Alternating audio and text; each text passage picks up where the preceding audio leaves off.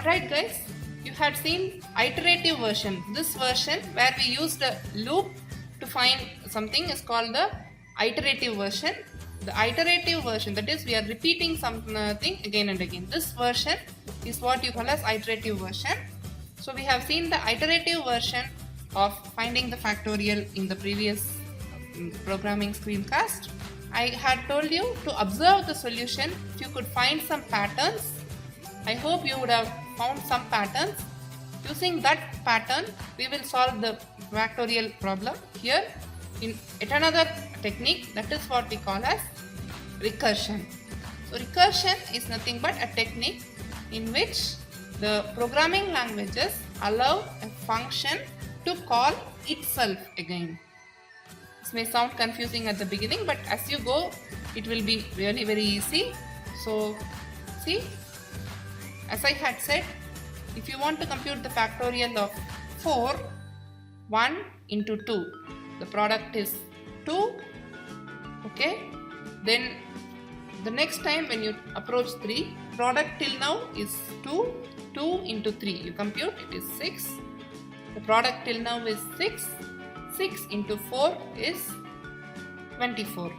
That is how you got the answer, right?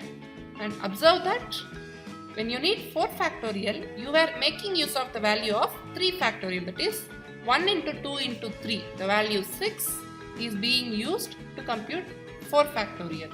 When you need 3 factorial, you were using the value of 2 factorial. So there is a dependency between these values. So when you need a larger value, you are requiring a smaller value to compute the larger value. So there was some dependency. So the n factorial depended on n minus 1 factorial. This was the general pattern you could observe from the solutions. Mathematically also, there is yet another definition of this. Is one definition of n factorial is 1 into 2 into 3 up till n. Another definition of n factorial is n into n minus 1 factorial. So for n minus 1 factorial, what would you do? N into n minus 1 into n minus 2 factorial. So on. So ultimately, if you keep expanding, where will you stop? As I had said, 0 factorial is 1. So that is where we stop. If you hit 0, you will say, I have reached the end. So 1 is the answer here. So till now, whatever has been the multiplicants, multiply 1 to it. That is nothing but by multiplying 1, the answer won't change. So we have reached the answer. So 0 marks the end of this procedure here. That is, we are depending on a smaller value for a larger value computation. This process stops at the point 0, right? So that place where we stop is what we call as the base case or the anchor case. I would write it here probably. Base case. Maybe I'll use the green color because this appears. Okay. So this is a multi-line command basically. This appears in green color, it would be easier I guess. Base case or the anchor case, we can call it. This is nothing but point where your recursion is nothing but your dependency on something of the same type. That is, factorial of n is a computation. It depends on factorial of n minus 1. How is that computed? The same way. Again you apply the same formula, n minus 1 into factorial of n minus 2. So you are basically doing the same thing, but every time you do it again, you are doing it on a smaller number. So than to multiply 1 into 2 into 3 up to 100, if you multiply up to 10, then use it to find 11, then use it to find 12. You are basically breaking it into smaller things and solving it. So when you do that particular process where the bigger thing was depending on something similar, smaller instance of it. A bigger value of n depended on the similar kind of thing, a smaller value, right? This factorial computation is similar. 3 factorial depended on 2 factorial. 2 is a smaller value compared to 3. So something like that. N depends on n minus 1. N minus 1 in turn depends on n minus 2. This chain of dependencies, how this is being dealt, this process is called as recursion. A function calling itself with a smaller instance is what you call as recursion. So if it keeps calling, at some point it has to stop calling. We have to say that, okay, we have hit the answer. We have arrived at the answer. We have to say that. This particular point is what you call as base case or the anchor case, point where the recursion stops.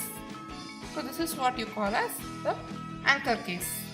So let me modify this functionality. This particular thingy is not being used here. This is the iterative version. Iterative version. Now let me start off with the recursive version. Recursive version here. As I had said that factorial of n can be represented as n into factorial of n minus 1. This is yet another way of defining the factorial function mathematically. So this particular way we are going to use here. So where will it start? Factorial of 0 is equal to 1. What if negative numbers occur? They won't occur because here we are taking care of it. If negative numbers have been given as an input, we don't even call the functionality. We are calling it only on 0 or greater than 0 only. So here we need not worry about handling negative numbers because in the actual calling part we had handled it, so we are not worrying here. Okay, so this thing we are going to say. So the first step in recursion is always putting the base case. Base case. Here base case was factorial of 0 is 1. So I should say if we have passed the number as n is equal to 0, I should return the product as such, right? So let me use this statement. It's a product is initially set to 1, right? So this is not needed actually. I can even remove this. I can directly say return 1. So I should return 1. So I had returned 1. That is factorial of 0 is 1. That is why if n is 0, I return 1. Else, what should I do? I should return n into n minus 1 factor. N into n minus 1 factorial. So I should call it as factorial of n minus 1. Let me give you an illustration before we actually run the code. So if I call factorial of 3, let's suppose. Let's start with a smaller value so that it is easier. You can extend it for any value, even for factorial of 100 or anything you can extend. That's not an issue. Okay, so how it begins is, it will first check if n is 0. 3, it's not equal to 0, so it will come to the else part. It will see 3 into factorial of 2. So the value of factorial of 3 depends on the value of factorial of 2. A similar instance, but the value inside is smaller. Okay, so now this particular thing has to be called. Okay, so factorial of 2 gets called. So again, see, factorial of 2. So 2 is passed here. N is equal to 0. No, 2 is not equal to 0. So it comes here. It will say 2 into factorial of 1. Okay. So now factorial of 1 gets called. Okay.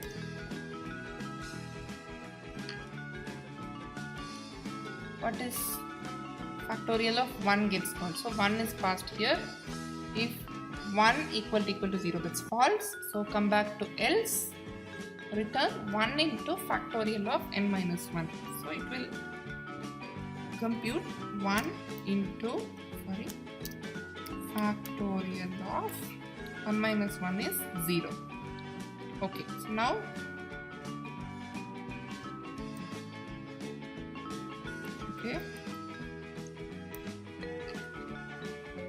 factorial of 0.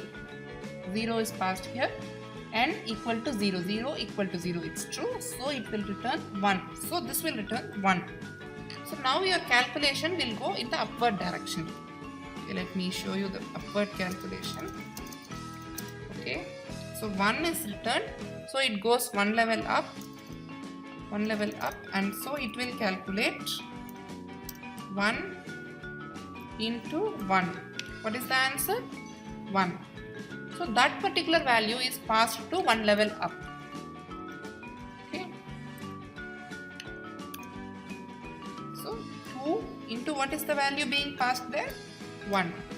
So that is being calculated here. So as 2 into 1 is calculated here. 2 into 1. This 1 is the result passed from one level below.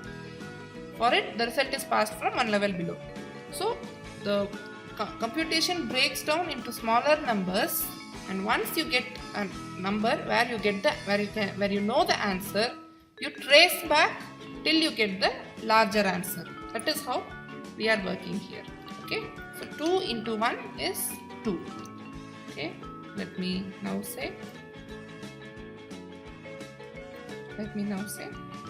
So 2 has been passed here. Already it was having 3. 3 into 2. So 3 into 2. Okay. What is the answer? 6. So this thing has called it. So it will get the answer as 6. So this answer will be passed on to the main function where you have called this. So when you call factorial of 3, it will keep splitting the problem into smaller ones until it knows the answer. And once you know the answer, trace in the backward direction till you get the answer for the larger problem. This is how recursion works. Okay, this is the working of recursion. Let us start a new console and let us run it. Okay. But before that I have to save this. I will save. Okay, so let the console start. Okay, so it has started. Let me run the file. Okay, enter a positive number. The same negativity check. All these are the same, so I am not giving a negative number. Let me give back a positive number. Let me say 5. Factorial of 5 is 120. So in a similar fashion it will break down. 5 will break down to 4, 4 will break down to 3, 3 to 2, 2 to 1, 1 to 0. For 0 you know the answer. Now use that answer, trace in the backward direction and you will get the answer as 120. So this is how the recursive programs work. I hope you understand the concept here. Or it's not a very difficult thing, it's an easier one. All that you need is some practice, that's it. Take some examples, you try thinking in this fashion, you try breaking into smaller pieces, then once you get the answer, try constructing back the actual answer. So I hope you have been remembering the movie clip that has been shown at the beginning of the video. The person would ask answer for something to a person before him. The thing keeps on propagating till someone who knows the answer. Once you get the answer, you propagate in the backward direction to the person who has asked the question. In this case, what is factorial of 3? That is the question asked by your main function. That is the question asked by your user. So you cannot compute it directly, so you try splitting it into a smaller instance. So that is something analogous to asking the person before him whether he knows. So whether this thing can be calculated, it checks. Even this cannot be calculated, so again split. If this can be calculated, no, so again split. Can this be calculated? Yes. So calculate, use the answer and propagate in the backward direction. I guess now you understand why we had shown the movie clip, and also how the concept of recursion works. This is really a very powerful concept in computer science. It will make it intuitive things be easier to code. That is, some things will be intuitive for us. We will have in mind that this is how things has to be done. But how would you translate it into a code? It may be difficult if only iteration were for rescue. Recursion is handy in many situations you would come across as you keep learning some advanced stuff. Even in some stuff what you had learned till now, you can have a recursive version for some problems. Please note that for this we had an iterative version as well as a recursive version. So for every recursive version there is an equivalent iterative version too. So you can use anything that is convenient for you, and in some places recursion is highly intuitive and easy on minds. So one such application we'll see in the next video. Thanks for watching. Have a nice day.